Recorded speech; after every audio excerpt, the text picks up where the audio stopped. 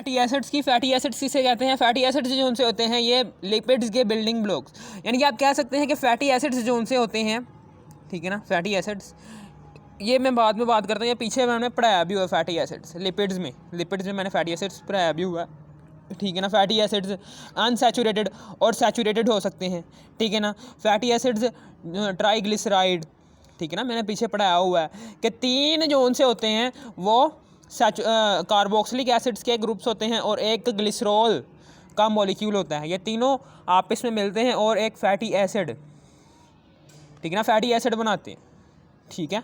समझ आ गई आपको? पीछे हमने पढ़ाया भी हुआ है मैंने। लेकिन अब मैं बात करता हूँ इसकी sources and uses of lipids की। Sources and uses of lipids यानी कि लिपिड्स के यूज़ के बारे में, लिपिड्स के इस्तेमाल के बारे में हम पढ़ रहे हैं। लिपिड्स के इस्तेमाल हैं उनके बारे में पढ़ रहे हैं, लिपिड्स का इस्तेमाल क्या होता है, लिपिड्स के इस्तेमाल के बारे में, sources and uses of lipids, lipids के इस्तेमाल के बारे में पढ़े हैं। फैट्स और ऑयल्स जो से हैं, ये फैट्स और ऑयल्स, फैट्स भी और ऑयल्स भी, ये दोनों फैट्स भी और ऑयल्स भी, ये हाई एनर्जी फूड होता है, यानी कि बहुत ज़्यादा इनकी एनर्जी क्या होती है, हाई होती है। एनर्जी क्या होती है इनकी, हाई होती है।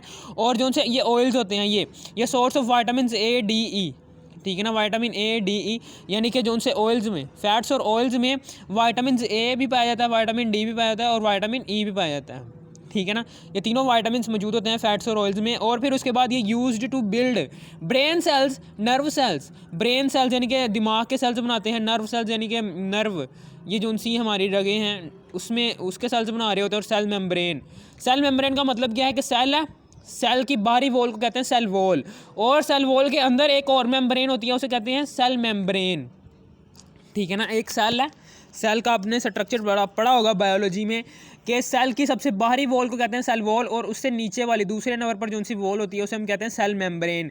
ये सेल मेम्ब्रेन को बनाने में मदद देते हैं फैट्स और ऑयल्स, ये ब्रेन सेल्स को बनाते हैं और नर्व सेल्स को बनाते हैं। और फिर उसके बाद ये पानी में इंसोल्यूबल होते हैं, ये फैट्स और ऑयल्स जो उनसे होते हैं ये पानी में इंसोल्यूबल होते हैं, ये पानी में जो उनसे होते हैं ये इंसोल्यूबल होते हैं, पानी में हल नहीं होते ये ऑर्गेनिक सॉल्वेंट, जबकि ऑर्गेनिक सॉल्वेंट में हल होते हैं। क्यों हल होते हैं ऑर्गेनिक सॉल्वेंट्स में? क्योंकि आपको पता है कि फैट्स और ऑयल्स जो उनसे होते हैं ये कौन से कंपाउंड्स होते हैं, ये ऑर्गेनिक कंपाउंड्स हैं।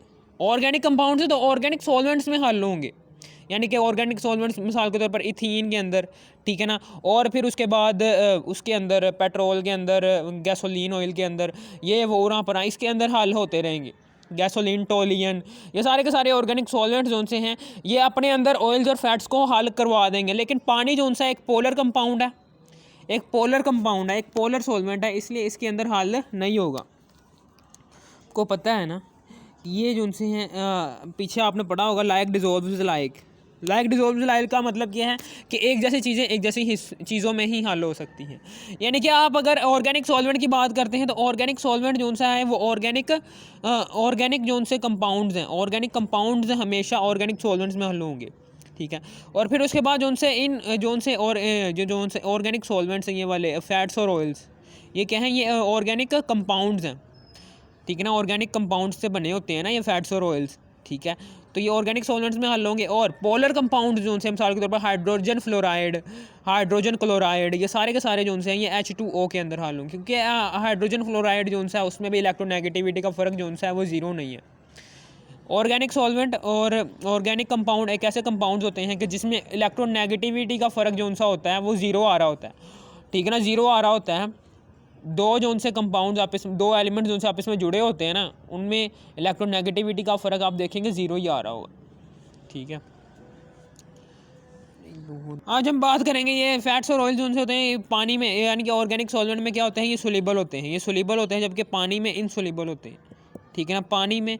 जबकि ऑर्गेनिक सॉल्वेंट जो उनसे होते हैं ये सोल्यूबल होते हैं ये सोल्यूबल होते हैं इनके अंदर, ठीक है ना। इसमें इलेक्ट्रोनेगेटिविटी का फ़र्क जो सा है वो ज़ीरो आ रहा है, जबकि HF हाइड्रोजन फ्लोराइड में इलेक्ट्रोनेगेटिविटी का फ़र्क जो सा है वो ज़ीरो नहीं आ रहा, यानी कि HF है, इसकी 2.2 होती है, इसकी 4 होती है। जब 4 में से 2.2 निकालेंगे तो इसका इलेक्ट्रोनेगेटिविटी, यानी कि हाइड्रोजन की इलेक्ट्रोनेगेटिव 2.2 है, फ्लोरीन के 4 है। इलेक्ट्रोनेगेटिविटी क्या होती है, ये इलेक्ट्रॉन पेयर को अपनी तरफ खींचने की सलाहियत होती है। हाइड्रोजन की 2.2 है पावर, इलेक्ट्रॉन पेयर को अपनी तरफ खींचने की सलाहियत, और फ्लोरीन की 4 है, फ्लोरीन की ज़्यादा है। इलेक्ट्रोनेगेटिविटी का फ़र्क जो सा है वो आएगा 1.8।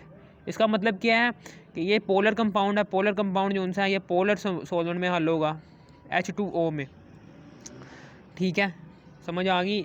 इसमें भी इलेक्ट्रोनेगेटिविटी का फ़र्क क्या है, आ रहा है, यानी कि इधर इसकी होती है कोई 3.2 होती है, इसकी 2.2 होती है, एक का फ़र्क आ रहा है ना। इसका मतलब क्या है कि यहाँ पर जोन सा है यहाँ पर भी चार्ज होगा दोनों तरफ, ठीक है। अब हम बात करते हैं आगे। जानवरों की चर्बी जोन सी होती है वो एडिपोज टिश्यू सेल्स में पाई जाती है। जानवरों की चर्बी जोन सी होती है वो एडिपोज टिश्यू, यानी कि जानवरों की चर्बी जोन सी होती है वो एडिपोज टिश्यू सेल्स में पाई जाती है। एडिपोज टिश्यू यानी कि अगर जानवरों की चर्बी की बात करी जाए, जानवरों की चर्बी यानी कि मिसाल के तौर पर ज़्यादा खाना खा लिया आपने, ऑयल्स और फैट्स वाला, ठीक है ना, ज़्यादा खाना खा लिया तो आपने वर्जिश नहीं की, वर्जिश नहीं करोगे तो वो चर्बी की फॉर्म में आपके जिस्म में स्टोर हो जाएगा। और जिस जोन से ऑयल्स और फैट्स जिस फॉर्म में स्टोर होंगे उस स्टोरेज को हम कहेंगे एडिपोज टिश्यू है। ये एडिपोज टिश्यू है, सेल्स में पाई जाती हैं, सेल्स में पाई जाती हैं, ठीक है ना। एडिपोज जानवरों की चर्बी जोन सी होती है ये एडिपोज टिश्यू सेल्स में पाई जाती है। एडिपोज टिश्यू जोन से होते हैं उसके अंदर सेल्स होते हैं, वो एडिपोज टिश्यू जोन से होते हैं। ये जानवरों की चर्बी जोन सी होती है ना, खाना ज़्यादा खा लिया है तो वो चर्बी की शक्ल में स्टोर हो जाएगा, और चर्बी में जो से सेल्स पाए जाते हैं उसे हम कहते हैं एडिपोज टिश्यू सेल्स, ठीक है। और फिर आगे हम जानवर जो से वो दूध निकालते हैं जिससे मक्खन और घी हासिल होता है। जानवर जो से होते हैं वो दूध भी निकालते हैं, ठीक है ना। आपको पता है कि दूध देने वाले जानवर, उसे मक्खन और घी इस्तेमाल होता है। ये सारा मैंने उर्दू में इसलिए लिखा ताकि आपको समझ आ सके। जानवरों में दूध निकालते हैं हम, ठीक है ना, जिससे मक्खन और घी निकलता है, ठीक है ना, मक्खन और घी हासिल होता है। मक्खन और घी जो सा होता है खाना पकाने में इस्तेमाल होता है, फ्राई करने में इस्तेमाल होता है, बेकरी की मसनूआत को बनाने में इस्तेमाल होता है, मिठाइयाँ बनाने में इस्तेमाल होता है। और फिर उसके बाद आ गया जानवरों की चर्बी जो सी होती है वो साबुन की सनत में इस्तेमाल होती है। जानवरों की चर्बी जो सी होती है वो साबुन की सनत में इस्तेमाल होती है। जानवरों की चर्बी जो सी होती है वो साबुन बनाने में भी इस्तेमाल होती है। और तीसरा ये कि पौधे तेल की तरकीब के लिए करते हैं और इन्हें बीजों में ज़ख़ीरा करते हैं। यानी कि पौधा जो सा होता है वो तेल बनाता है, तेल जो सा होता है वो अपने बीजों के अंदर स्टोर करता है। पौधा जो सा होता है वो तेल बनाता है, पौधा जो सा होता है वो तेल बनाता है, तेल की फॉर्मेशन करता है। तेल जो सा होता है वो पौधे के बीज जो से होते हैं, पौधे के बीजों में स्टोर होता है। पौधे के बीज चाहे वो ज़मीन के अंदर हो या फिर ज़मीन से बाहर हो, उसके अंदर स्टोरेज होती है पौधा तेल की। मिसाल को कोकोनट ऑयल है, पाम ऑयल, ये उनके बीजों में स्टोर हुआ होता है, उन पौधों के बीजों में ही स्टोर हुआ होता है, ठीक है। ये वाले ऑयल्स जो उनसे हैं। और फिर उसके बाद जैसे सूरजमुखी का तेल हो गया, ठीक है ना, मूंगफली का भी तेल आता है, मूंगफली का भी तेल हो गया, मकई का तेल हो गया, ये तेल सारे के सारे बीजों में स्टोर होते हैं उसी पौधों के जिन पौधों के साथ इनका ताल्लुक बन रहा है, ठीक है ना। ये तेल जो उनसे होते हैं सब्जियों के तेल या फिर घी के तौर पर खाना पकाने में भी इस्तेमाल हो रहे हैं। ये सब्जियों के तेल में भी इस्तेमाल हो रहे हैं और घी के तौर पर भी खाना पकाने में भी इस्तेमाल होते हैं और दीगर मकासद के लिए भी इस्तेमाल होते हैं, ठीक है ना। ये तेल जो उनसे मैंने जो उनसे बात की है, ये सब्जियों के तेल, यानी कि सब्जियां जो उनसी जिसमें पकती हैं जब सब्जियां, उन सब्जियां पकाने में भी ये तेल इस्तेमाल हो रहे हैं, ठीक है ना। घी के तौर पर भी हम घी वाली रोटी जो उनसे हम खाते हैं, ठीक है ना, उसमें भी ये इस्तेमाल हो रहे हैं, ठीक है। फिर इसी तरीके से समुद्री जानवर जैसे सैल्मन जो सी होती है भालू खाता है, भालू जो सा रीछ होता है वो सैल्मन खाता है, इसका फेवरेट फूड है सैल्मन। और व्हेल जो सी होती है एक बहुत बड़ी मछली होती है, ये व्हेल मछली आपने नाम तो सुना ही होगा। इन दोनों में भी तेल पाया जाता है, जो इनका तेल जो सा इनमें से जो तेल निकाला जाता है वो अद्वियात में इस्तेमाल होता है ज़्यादा से ज़्यादा। और कोड जिगर का तेल, ठीक है ना, कोड जिगर का तेल ये भी एक इस्तेमाल होता है, अद्वियात बनाने में इस्तेमाल होता है और कोड जिगर का तेल बनाने में भी इस्तेमाल होता है। जिगर के लिए होता है, ये जिगर के लिए मुफीद होता है, ठीक है। आज हम बात करते हैं आगे फैटी एसिड्स की। फैटी एसिड्स जो से होते हैं मैंने पीछे बात की हुई है लिपिड्स में हमने बात की हुई है कि फैटी लिपिड्स जो से होते हैं ये ऑयल्स और फैट्स के बने होते हैं। लिपिड्स जो से होते हैं इसकी दो इकसाम होती हैं। लिपिड्स जो से होते हैं ये ऑयल्स के बने होते हैं और उसके बाद इसमें फ़ैट्स भी आ रहे होते हैं, ठीक है। ऑयल्स जो से होते हैं ये ऑयल्स और फैट्स की बात की थी हमने, पीछे ही बात की थी, ऑयल्स की भी बात की थी, फैट्स की भी, दोनों की बातें की हुई हैं हमने। आज हम बात करते हैं इन दोनों की, ग्लिसरॉल मॉलिक्यूल की। यानी कि यहाँ पर ग्लिसरॉल मॉलिक्यूल मैं पहले बनाऊँगा यहाँ पर, ठीक है ना। ग्लिसरॉल मॉलिक्यूल कैसे बनाऊँगा कि 3 कार्बन है, ठीक है ना, 3 कार्बन जो उनसे हैं ऐसे करके, ये पीछे मैंने लिपिड में बताया भी हुआ है। 3 कार्बन है, 3 कार्बन के साथ 3 हाइड्रोक्सिल के ग्रुप अटैच है ऐसे करके, ठीक है, ऐसे करके। और फिर उसके बाद यहाँ पर इसने 2 बॉन्ड बनाए हुए हैं, इसलिए यहाँ पर H2 आ जाएगा। इसने भी 2 बॉन्ड बनाए हुए हैं इस वाले कार्बन ने, इसलिए यहाँ पर भी H2 आ। इसने 3 बॉन्ड बनाए हुए हैं, इसलिए यहाँ पर H आ जाएगा, ठीक है। और फिर उसके बाद यहाँ पर आगे हम जा रहे हैं, आगे हम बात कर रहे हैं इसकी, यहाँ पर आगे करके यहाँ पर फैटी एसिड्स बनाते हैं। फैटी एसिड्स या फिर कार्बोक्सिलिक एसिड जिसे हम कहते हैं, R bond C double bond O, फिर बॉन्ड, फिर O, फिर H, फिर R, फिर बॉन्ड, फिर C, फिर डबल बॉन्ड O, फिर बॉन्ड, फिर O H, R, फिर बॉन्ड, फिर C, फिर डबल बॉन्ड O, फिर बॉन्ड, फिर O, फिर H, ठीक है। समझ आ गई यहाँ पर। अब हम क्या करेंगे, यहाँ से ये जो सा ऑक्सीजन है, ये वाला OH बॉन्ड है, ये वाला OH बॉन्ड, ये वाला, ठीक है ना। आपको पता है कि ऑक्सीजन जो सा होता है उसकी वैलेंसी क्या होती है, ज़्यादा, हाइड्रोजन से ज़्यादा होती है। इसलिए ऑक्सीजन क्या करता है, ये हाइड्रोजन जो सा होता है ना, ये इसको यहाँ पर लोन पेयर देख लेता है। आपको पता है कि ऑक्सीजन के वैलेंस, ऑक्सीजन जो सा होता है उस पर 2 लोन पेयर्स होते हैं। यह हाइड्रोजन क्या करता है, यहाँ पर इसको लोन पेयर नज़र आ जाता है, वो कहता है मैं शेयरिंग नहीं करता, मैं यहाँ पर आता हूँ, ये लोन पेयर ले लेता हूँ, इससे लोन पेयर ले लूँगा तो अपने आप को ज़्यादा स्टेबल करूँगा। यहाँ पर तो मैंने एक इलेक्ट्रॉन शेयर किया हुआ है, यहाँ पर मैं ज़्यादा स्टेबल अपने आप को फील नहीं कर रहा। जब मैं यहाँ पर ग्लिसरॉल के पास जाऊँगा, ग्लिसरॉल के पास एक ऑक्सीजन का लोन पेयर है, मैं उससे लोन पेयर ले लूँगा और कोऑर्डिनेट कोवलेंट बॉन्ड बना लूँगा, तो मैं अपने आप को ज़्यादा स्टेबल महसूस करूँगा। तो ये क्या करता है, ये हाइड्रोजन क्या करता है, ये यहाँ से निकल जाता है। जैसे ही हाइड्रोजन निकलता है तो ऑक्सीजन क्या करता है, इसका भी इलेक्ट्रॉन अपने पास रख लेता है, ठीक है ना। अब जिससे इसने अपना इसका इलेक्ट्रॉन अपने पास रख लिया तो यहाँ पर नेगेटिव चार्ज आ जाएगा। ये ऑक्सीजन यहाँ से निकल गया, नेगेटिव चार्ज आ गया। और फिर उसके बाद ये जो सा हाइड्रोजन है, ये हाइड्रोजन निकल कर इधर चला जाएगा, यहाँ पर, ठीक है ना। ये जो सा है इसको लोन पेयर दे देगा ऐसे करके, ठीक है ना, ऐसे करके ये इधर चला जाएगा। और जो सा ऑक्सीजन है ये इसको अपना लोन पेयर दे देगा, पक्का दे देगा, ठीक है ना। और कोऑर्डिनेट कोवलेंट बॉन्ड बना देगा। लोन पेयर जो सा है, लोन पेयर जब कोई भी एटम किसी दूसरे एटम को लोन पेयर दे देता है तो एक कोऑर्डिनेट कोवलेंट बॉन्ड बनता है, ठीक है ना, कोऑर्डिनेट कोवलेंट बॉन्ड बनता है। अब चूंकि इसने लोन पेयर उसे दे दिया है एक, तो इसके ऊपर क्या चार्ज आ जाएगा, इसके ऊपर आ जाएगा प्लस चार्ज आ जाएगा, ठीक है ना, प्लस चार्ज आ जाएगा। तो ये आपको पता है कि प्लस चार्ज जो सा होता है, ये ऑक्सीजन की जो सी वैलेंसी होती है वो -2 होती है। इसलिए क्या करेगा ये ऑक्सीजन ना, ये वाला यानी कार्बन के साथ जितने भी इलेक्ट्रॉन्स अटैच हैं कार्बन के साथ, यानी ऑक्सीजन के साथ जो सा बॉन्ड बनाया हुआ है ये वाला बॉन्ड, ठीक है ना, इस बॉन्ड में जितने भी इलेक्ट्रॉन्स आ रहे हैं, ठीक है ना, वो अपनी तरफ खींच लेगा, ठीक है ना। आपको पता है कि कार्बन की इलेक्ट्रॉन नेगेटिविटी जो सी 2.44 होती है, इसकी होती है 3.44, एक का ज़्यादा है। ऑक्सीजन क्या होती है, इसकी इलेक्ट्रॉन नेगेटिविटी ज़्यादा होती है। तो ये क्या करेगा, ऑक्सीजन कार्बन का भी इलेक्ट्रॉन ले लेगा और अपना भी इलेक्ट्रॉन ले लेगा। जैसे ये 2 इलेक्ट्रॉन यहाँ से निकलेंगे तो जो सा इसने इसको इलेक्ट्रॉन दिया था, जो सा इसने लोन पेयर इसको दिया था, ठीक है ना, वो वापस से लोन पेयर इसके पास आ गया है, वो वापस से इसके पास लोन पेयर आ गया है। ये देखो, ये जो सा यहाँ पर 2 इलेक्ट्रॉन्स थे वो इसके पास दोबारा वापस आ गए, और ये जो उनसे इसने इसको 2 दिए थे, ठीक है ना, जो इसने कोऑर्डिनेट कोवलेंट बॉन्ड बनाया हुआ वो ये मैंने बना दिया, ठीक है।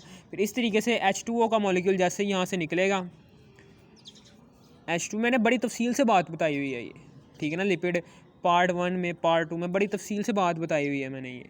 मैं फिर से बता देता हूँ, कुछ नहीं होता, टेंशन ना लो, ठीक है ना। यहाँ पर एक H2O का मॉलिक्यूल निकल गया, ठीक है ना। फिर इसी तरीके से यहाँ पर भी यही है कि हाइड्रोजन यहाँ से निकलेगा तो यहाँ पर आएगा, नहीं, यहाँ पर भी एक H2O का मॉलिक्यूल ऐसे ही निकलेगा जैसे मैंने वहाँ पर निकाला था। यहाँ पर भी H2O का मॉलिक्यूल निकल गया, इसी तरीके से यहाँ पर भी H2O का मॉलिक्यूल निकल गया, ठीक है। समझ आ गई, 3 H2O के मॉलिक्यूल निकलेंगे, 3 H2O के मॉलिक्यूल निकल गए, ठीक है। और इनके ऊपर नेगेटिव चार्ज आ जाएगा। अब जो सा ये बॉन्ड है, अब ये क्या करेगा, ये कार्बन जो सा है, ये कार्बन, इसको भी एक बॉन्ड बनाना है, इसको भी एक बॉन्ड बनाना है, ठीक, इसको भी एक बॉन्ड बनाना है। वो क्या करते हैं, ये इस ऑक्सीजन के साथ बॉन्ड बना लेते हैं ऐसे करके।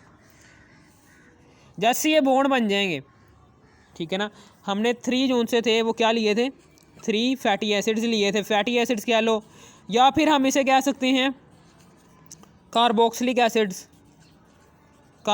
एसिड्स भी कह सकते हैं हम इसे, ठीक है ना। यहाँ पर आ गए, यहाँ पर हम इसे ग्लिसरॉल का मॉलिक्यूल, ये हमने एक ग्लिसरॉल लिया, एक ग्लिसरॉल का मॉलिक्यूल लिया, ठीक है। अब चूँकि यहाँ पर ये 3 है तो इसे हम कहेंगे ट्राई, और ये ग्लिसराइड, ट्राईग्लिसराइड हो गया ये, ट्राईग्लिसराइड, हम इसे कहेंगे ट्राईग्लिसराइड है ये, ठीक है, समझ आ गई, ये ट्राईग्लिसराइड फॉर्म हो गया। अब उसके बाद हम बात करते हैं यहाँ पर फैटी एसिड्स की, कि जो सा ये लिपिड्स है, ये लिपिड्स हमने फॉर्म कर लिया है। अब लिपिड्स के 2 इकसाम होते हैं। लिपिड्स जो सा होता है, यहाँ पर फैटी एसिड्स आ रहे हैं 3 फैटी एसिड्स। 3 फैटी एसिड्स जो से होते हैं, ये वाले 3 फैटी एसिड्स, ये सैचुरेटेड भी हो सकते हैं या फिर अनसैचुरेटेड भी हो सकते हैं, ठीक है ना। ये मैं क्यों कह रहा हूँ, क्योंकि देखें जो सा आर है ये अल्काइल रेडिकल है। आर में अगर आर जो फॉर एग्जांपल यहाँ पर आर आ जाता है ये वाला H3C बॉन्ड CH3, ठीक है ना, ये वाला आ जाता है CH2 बॉन्ड CH3, ठीक है ना। फिर इसी तरीके से जो सा आर अगला वाला आता है, यहाँ पर डबल बॉन्ड C आता है, यहाँ पर आ गया H2, ठीक है, यहाँ पर आ गया, यहाँ पर H आ गया और फिर बॉन्ड, फिर उसके बाद CH3। फॉर एग्ज़ाम्पल यहाँ पर ये वाला आर आता है, ये वाला, यानी कि कार्बन कार्बन के दरमियान सिंगल बॉन्ड आ रहा है इस आर में, कार्बन कार्बन के दरमियान यहाँ पर भी और यहाँ पर भी। इन तीनों में क्या होगा, इन तीनों में H3C bond CH2 bond CH2,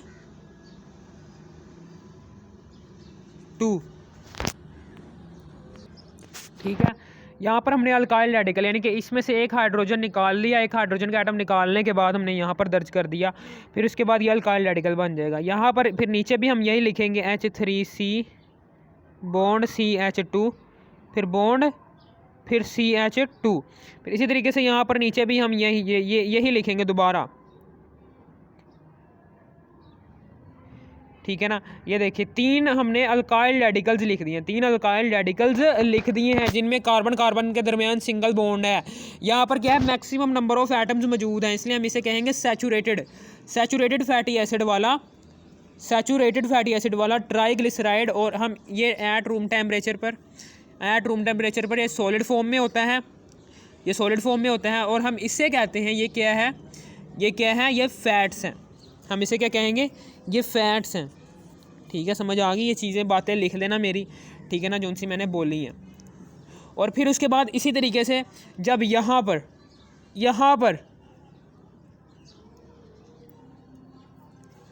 for example मैं यहाँ पर बात करता हूँ, यहाँ पर फॉर एग्ज़ाम्पल मैं बात कर रहा हूँ, यहाँ पर मैं बात करता हूँ जी, यहाँ पर जब यहाँ पर डबल बॉन्ड आ जाता है, डबल बॉन्ड का क्या मतलब है कि फॉर एग्ज़ाम्पल यहाँ पर आ जाता है वो क्या नाम है H2C डबल बॉन्ड CH, फिर बॉन्ड, फिर CH3 लिख दिया, CH2, यानी कि यहाँ पर अल्कीन का रेडिकल आ जाता है, यहाँ पर H2C डबल बॉन्ड CH, फिर बॉन्ड, फिर CH2, यहाँ पर भी नीचे भी यही अल्कीन का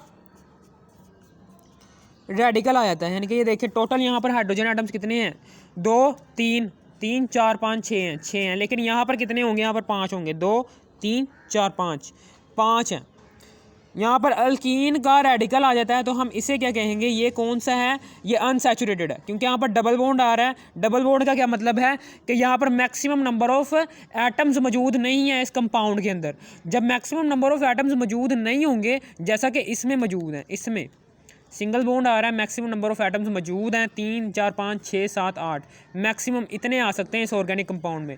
लेकिन प्रोपेन में अगर डबल बॉन्ड आ जाए, डबल बॉन्ड की वजह से इसमें मैक्सिमम नंबर ऑफ एटम्स नहीं आ रहे, डबल बॉन्ड की वजह से। इसी प्रोपेन की होमोलोगस सीरीज, जो कि अल्कीन की होमोलोगस सीरीज का मेंबर प्रोपेन है, उसी फिर अल्कीन की होमोलोगस सीरीज का मेंबर प्रोपीन है। दोनों नाम जोन से हैं, आप दोनों में कार्बन सेम है, लेकिन कार्बन के साथ जोन से एटम्स अटैच्ड हाइड्रोजन एटम्स, उनकी तादाद यहाँ पर ज़्यादा है, यहाँ पर कम है। यहाँ पर क्यों कम है, डबल बॉन्ड की वजह से, इसलिए हम कहेंगे इसे अनसैचुरेटेड, क्योंकि यहाँ पर अनसैचुरेटेड है। ये कार्बन जोन से ये सेम तो हैं, लेकिन इनके साथ जोन से एटम्स लगे हुए हैं, मैक्सिमम नंबर ऑफ एटम्स नहीं है यहाँ पर, मिनिमम नंबर ऑफ एटम्स हैं यहाँ पर। मिनिमम नंबर ऑफ़ एटम्स हैं यहाँ पर, इसलिए हम ये क्या क्या कहेंगे इसे, ठीक है ना। मिनिमम नंबर ऑफ़ एटम्स का मतलब क्या है कि हम यहाँ पर बात कर रहे हैं, ये मिनिमम नंबर ऑफ़ एटम्स हैं यहाँ पर, मिनिमम नंबर ऑफ़ एटम्स, ठीक है ना। इसका मतलब क्या है, ये अनसैचुरेटेड है। अनसैचुरेटेड फैटी एसिड्स जब होंगे, जब अनसैचुरेटेड लगा होगा यहाँ पर, अल्कीन लगा होगा, अल्काइन तो लग नहीं सकता, क्योंकि अल्काइन अगर फॉर एग्जांपल यहाँ पर अल्काइन लेते हैं, यहाँ पर यही ट्रिपल बॉन्ड ले लेते हैं, ये H, ठीक है ना, बॉन्ड CH3, ठीक है ना। ये यहाँ पर फॉर एग्जांपल यहाँ पर हम यहाँ पर जो से फॉर एग्जांपल यहाँ पर ये इधर जो सा है, इधर हम ले लेते हैं खुदा, यहाँ पर ना, यहाँ पर HC ट्रिपल बॉन्ड है, C फिर बॉन्ड फिर CH2, ठीक है, समझ आ गई। और फिर इसी तरीके से नीचे भी, अब हम अल्काइन की बात कर रहे हैं, अल्कीन की भी बात कर दी हमने, अब हम अल्काइन की बात कर रहे हैं कि अल्काइन की बात कर रहे हैं अब हम, ठीक है। अल्काइन में देखें 1 2 1 4 है, 4 है तो यहाँ पर 3 होने चाहिए, 1 2 3, ठीक है। फिर इसी तरीके से HC है, ट्रिपल बॉन्ड C फिर बॉन्ड फिर CH2 है। फिर इसी तरीके से यहाँ पर नीचे भी यही है, नीचे भी हम बात कर लेंगे HC triple bond C bond CH2, 1 2 3, वहाँ पर 4 हाइड्रोजन एटम मौजूद है, यहाँ पर हमने एक हाइड्रोजन एटम निकाल दिया ताकि ये अल्काइन का रेडिकल बन जाए। अल्काइन की होमोलोगस सीरीज़ में मौजूद मेंबर्स हैं, उनमें जो सा प्रोपाइन है, प्रोपाइन का रेडिकल बनाने के लिए हमने क्या किया, प्रोपाइन के में से एक हाइड्रोजन एटम हमने निकाल दिया। जैसे हम एक हाइड्रोजन एटम निकाल देंगे तो वो प्रोपाइन का रेडिकल बन जाएगा, ठीक है ना। ये प्रोपाइन का रेडिकल बन गया है, ये प्रोपाइन का रेडिकल बन गया है, ठीक है ना, ये प्रोपाइन का रेडिकल बन गया। यहाँ पर हमने प्रोपाइन का रेडिकल, अगर यहाँ पर प्रोपीन या फिर प्रोपाइन के रेडिकल्स आ जाएं तो हम इसे कहेंगे ये क्या है, अनसैचुरेटेड फैटी एसिड, जिसमें maximum number of hydrogen atoms मौजूद नहीं है, लेकिन कार्बन एटम्स की तादाद इन तीनों में सेम है, अल्केन की भी होमोलोगस सीरीज़ में, अल्कीन की भी और अल्काइन की भी, ठीक है ना। तीसरा मेंबर अल्केन की भी होमोलोगस सीरीज़ का, तीसरा मेंबर अल्कीन की भी होमोलोगस सीरीज़ का, तीसरा मेंबर अल्काइन की भी होमोलोगस सीरीज़ का। इन तीनों में कार्बन एटम्स की तादाद तो सेम है, लेकिन हाइड्रोजन एटम्स की तादाद में फ़र्क आ रहा है, इसमें ज़्यादा है, इसमें और कम है, इसमें और कम है, due to double bonds and triple bonds, ठीक है, समझ आ गई। तो यहाँ पर हम कहेंगे ये क्या है, ये यहाँ पर, ठीक है ना, ये कौन सा है, ये अनसैचुरेटेड होगा, अनसैचुरेटेड फैटी एसिड। अब हम इसे क्या कहेंगे, ये कौन सा है, ये अनसैचुरेटेड है, ये अनसैचुरेटेड फैटी एसिड होगा, ये अनसैचुरेटेड फैटी एसिड होगा, ठीक है ना। Unsaturated fatty acid, unsaturated fatty acid का मतलब क्या है, अनसैचुरेटेड फैटी एसिड का मतलब क्या है कि आर की जगह जो उनसे अल्कीन और अल्काइन आ रहे हैं, अनसैचुरेटेड फैटी एसिड है ये, ठीक है ना। Unsaturated fatty acid of triglyceride, वही नाम दोबारा आ जाएगा, ट्राइग्लिसराइड, ट्राइग्लिसराइड, ठीक है। और फिर उसके बाद ये ऑफ ट्राइग्लिसराइड, ये वैसा ही नाम दोबारा आ गया ना वैसे। फिर उसके बाद यहाँ ये जो सा है, यहाँ पर अनसैचुरेटेड की बात हो रही है तो यहाँ पर ऑयल आएगा, ठीक है ना। Oil at room temperature, oil जो सा है वो रूम टेम्परेचर पर लिक्विड फॉर्म में होता है, लिक्विड फॉर्म में होता है, जबकि जो सा मैंने पीछे बात की थी कि जो उनसे फैट्स हैं वो रूम टेम्परेचर पर सॉलिड फॉर्म में होते हैं, क्योंकि उसमें सिग्मा बॉन्ड प्रेजेंट है, स्ट्रॉन्ग बॉन्ड प्रेजेंट है, इसलिए वो क्या है, ठोस सॉलिड फॉर्म में। यहाँ पर पाई बॉन्ड्स प्रेजेंट है, 2 पाई बॉन्ड्स इधर है, 1 पाई बॉन्ड इधर है। पाई बॉन्ड जो है वो रिएक्टिव होता है, रिएक्टिव होने की वजह से एक वीक बॉन्ड होता है, ठीक है ना। वीक बॉन्ड होने की वजह से क्या होगा, ये रिएक्टिव होंगे, जब ये रिएक्शन कर लेंगे तो ये पाई बॉन्ड टूट जाएगा, जैसे ही पाई बॉन्ड टूट जाएगा, ठीक है ना, तो ये दोबारा से क्या बन जाएंगे, फैट्स, ये यहाँ पर बन जाएंगे, ये क्या बन जाएंगे, फैट्स बन जाएंगे, ऑयल्स फिर फैट्स में तब्दील हो जाएंगे। जब ये पाई बॉन्ड्स जो से हैं ये टूट जाएंगे ना सारे, हाइड्रोजनेशन ये होता है, हाइड्रोजनेशन होती है इनकी, फिर जाके ये बॉन्ड्स टूट जाते हैं और फिर उसके बाद जो सा कंपाउंड बनता है, वो कंपाउंड क्या बनता है, वो ये वाला कंपाउंड बनता है, यानी कि दोबारा से फैट्स बन जाते हैं। ऑयल्स से फैट्स बनाने के लिए हाइड्रोजनेशन प्रोसेस के ज़रिए गुजारना पड़ता है इन अनसैचुरेटेड फैटी एसिड्स ऑफ ट्राइग्लिसरॉइड को, कि हाइड्रोजनेशन करने के बाद जो उनसे हमें हासिल होते हैं वो हमें हासिल होते हैं सैचुरेटेड, ठीक है ना, saturated fatty acids of triglyceride, ठीक है ना। समझ आ गई आपको, ये बात होगी हमारी क्लियर, ठीक है ना। अगर आपको समझ आ गई हो तो बता देना। ये लिपिड्स का टॉपिक था, लिपिड्स का पार्ट 3 है, ठीक है ना। लिपिड्स का पार्ट 3 है, पार्ट 1 और पार्ट 2 भी देख लेना, ठीक है ना। और फिर उसके बाद आगे वीडियो के टाइटल पर आप क्लिक करोगे, क्लिक करने के बाद इसी वीडियो के नीचे मैंने 3 पार्ट्स बनाए हुए हैं, पार्ट 1 लिपिड, पार्ट 2 लिपिड और पार्ट 3 लिपिड। कमेंट सेक्शन में नहीं, इसी फैटी एसिड्स के, फैटी एसिड्स है ना, फैटी एसिड्स, उसके वीडियो, इसी वीडियो के टाइटल पर आप क्लिक करोगे, ठीक है ना। टाइटल पर क्लिक करने के बाद नीचे बनाए हुए मैंने, नीचे पार्ट 1 पार्ट 2 पार्ट 3 वो भी देख लेने हैं। और फिर उसके बाद कमेंट सेक्शन में नहीं जाना, इसी वीडियो के टाइटल पर क्लिक करना है, फिर जाके आपको पार्ट्स मिलेंगे, वो पार्ट्स भी तीनों देखने हैं। फिर इसी तरीके से अगर आपको कोई भी मेरी वीडियो में पार्ट्स नज़र आ जाएँ तो उसी वीडियो के टाइटल पर आप क्लिक करोगे तो उसके लिंक्स जो उनसे हैं, पार्ट्स के लिंक्स बने होते हैं वीडियो की डिस्क्रिप्शन के अंदर, ठीक है ना। वो भी देखने हैं ताकि आपको पूरी समझ आए उसी टॉपिक के लिहाज से, पार्ट्स जो उनसे बने हुए उसी टॉपिक की। Okay, goodbye, thanks for watching for me, ठीक है।